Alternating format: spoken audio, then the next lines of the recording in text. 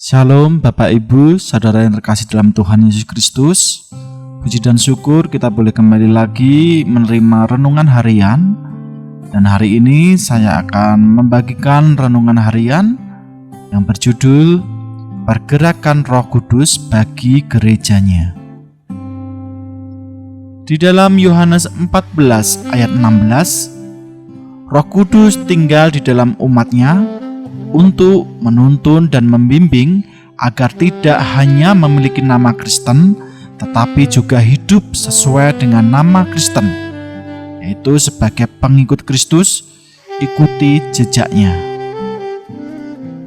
Karya Roh Kudus di Perjanjian Lama tidak bersifat kekal, tetapi bersifat sementara. Hanya kalau diberi tugas menyampaikan pesannya, maka Roh Kudus diberikan ilham kepada hambanya. Setelah itu selesai meninggalkan. Itulah sebabnya Daud mengutarakan ketakutannya kalau Roh Allah meninggalkan dirinya. Di dalam Mazmur 51 ayat 13, juga pengalaman Raja Saul yang ditinggal oleh Roh Kudus karena berdosa. Di dalam 1 Samuel 16 ayat 14. Pencurahan Roh Kudus mengubah seseorang tidak takut, tidak egois, rela berkorban. Hidup lemah jadi kuat walau menghadapi badai. Itulah kunci perkembangan gereja atau sekumpulan orang percaya, eklesia. Bergerak karena mau dipimpin oleh Roh Kudus. Kalau gereja tidak bergerak, maka akan alami kemunduran dan akhirnya mati. Lihat gereja di Eropa. Ketika gereja mulai memperhatikan orang lain yang belum diselamatkan dan mendoakan, kalau gereja sadar akan panggilannya, semasa ada kesempatan hidup harus jadi saksi, maka pasti gereja mengalami pertumbuhan. Repotnya banyak jemaat taunya tugas penginjilan hanya pendetanya, bukan dirinya sebagai anak-anak Allah yang hidup harus jadi garam dan terang dunia. Kita melihat Roh Kudus menyatakan manifestasinya dalam hidupnya berulang-ulang untuk menyegarkan roh dan jiwa. Karena tidak taat akan pimpinannya sehingga perlu disegarkan kembali agar terus bergerak mengikuti tuntunannya. Di dalam 1 Tesalonika 5 ayat 19. Roh Kudus pada waktu gereja mula-mula juga menyatakan manifestasinya di dalam kehidupan umat di masa itu, termasuk para rasul, yaitu ketika pengurapan saat masih bersama Tuhan Yesus yang terdapat di dalam Yohanes 20 ayat 22.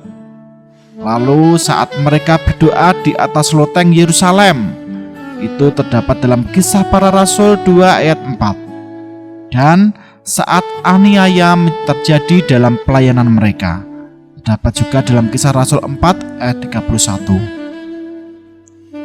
Roh Kudus menyatakan kehendaknya untuk mengingatkan para rasul. Roh Kudus diberikan juga untuk bangsa lain, bukan untuk bangsa Yahudi saja. Roh Kudus dan konfirmasi rasul. Sekarang kita bahas mengapa tidak cukup memberitakan Injil oleh diaken Filipus. Di dalam Kisah Para Rasul 6 ayat 5, sehingga perlu diutus Petrus dan Yohanes untuk mendoakan mereka yang sudah diinjilinya, agar Roh Kudus melawat juga. Apakah Injil yang diberitakan Filipus tidak benar? Tidak. Filipus sudah benar. Dan Roh Kudus memakai dia jadi penginjil yang baik, sehingga orang-orang di Samaria mau dibaptis. Petrus dan Yohanes datang ke Samaria dalam kapasitas sebagai rasul, sebab Filipus hanya diaken. Memang mereka sudah mendengar Injil, tetapi belum dibangun di atas rasul dan nabi. Dalam Efesus 2 ayat 20, itulah sebabnya perlu Petrus dan Yohanes mendoakan agar dituntun Roh Kudus. Lalu bagaimana dengan gereja di masa kini? Apakah perlu dikonfirmasi oleh rasul? Sebab gereja harus didirikan di atas landasan nabi dan rasul, dan Tuhan Yesus pastinya sebagai dasar. Terdapat dalam Matius 16 ayat 18 dan 1 Korintus 10 ayat 4. Gereja dibangun di atas landasan nabi, mewakili ajaran perjanjian lama, dan rasul mewakili dalam ajaran perjanjian baru. Jadi kita tidak perlu khawatir asal gereja mengerjakan kitab perjanjian lama dan perjanjian baru. Maka gereja sudah dalam landasan nabi dan rasul. Lalu kenapa Filipus yang sudah mengajarkan yang dikatakan Nabi Yesaya tentang Tuhan Yesus dengan benar, tetapi masih perlu konfirmasi oleh rasul? Karena Alkitab pada waktu itu belum ditulis. Di tahun 397 Masehi, Alkitab baru diakui 66 kitab. 39 di dalam Perjanjian Lama dan 27 di Perjanjian Baru di Konsili Kartago. Ini pun belum dibagi pasal dan ayat-ayatnya. Baru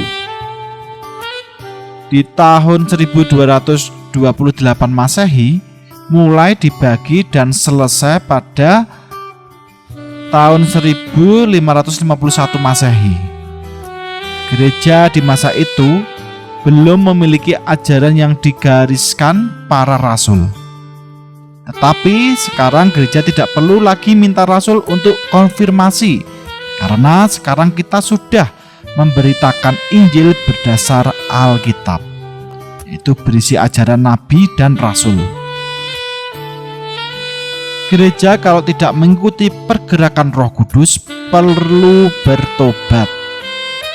Kalau hidup dalam kehendaknya, maka gereja pasti bersaksi, punya belas kasihan jiwa-jiwa yang terhilang.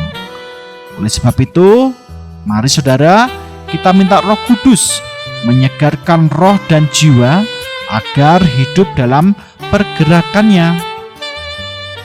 Jadi, betapa pentingnya hidup di dalam pergerakan Roh Kudus dengan mengizinkan Roh Kudus menuntun agar mengalami perubahan hidup. Sehingga lewat perubahan dari egois atau hanya memikirkan diri sendiri dengan segala pergumulan hidupnya menjadi peduli, yaitu suka menolong, hati limpah dengan sukacita. Semua itu bukankah akan jadi kesaksian hidup? Walau di tengah aturan tidak boleh diberitakan Injil atau kristenisasi, tetapi bila melihat perubahan hidup kita, mereka pasti tanya, rahasia perubahan hidup bukankah itulah kesempatan bersaksi? Siapa yang bisa merubah manusia selain Roh Kudus lewat iman kepada Yesus sebagai juru selamatnya? Bapak, Ibu, Saudara yang terkasih dalam Tuhan, mari terus jalin persekutuan dengan Tuhan. Mari kita sujud di altarnya, dan mari kita akan memujikan pujian hidup ini adalah kesempatan. Terus berdoa, minta pimpinan dan tuntunan dalam hidup kita agar mengalami perubahan. Hidup jadi saksi. Tuhan Yesus memberkati semuanya. Amin.